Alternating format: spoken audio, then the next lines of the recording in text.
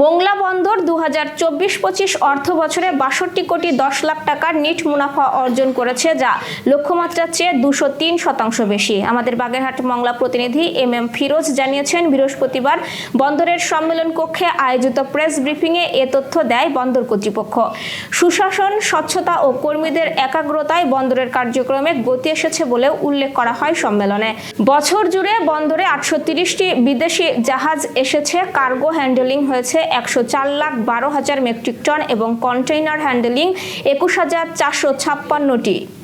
বন্দরের সক্ষমতা আরও বাড়াতে চলছে 4টি বড় উন্নয়ন প্রকল্প। প্রেস ব্রিফিংয়ে উপস্থিত ছিলেন বন্দর কর্তৃপক্ষের সদস্য অর্থ বিষয়ক কাজী আবেদ হোসেন, মোংলা বন্দর কর্তৃপক্ষের পরিচালক ট্রাফিক মুস্তফা কামাল ও উপপরিচালক বোর্ড ও জনসংযোগ বিভাগ মাকরুজ্জামান সহ অন্যরা।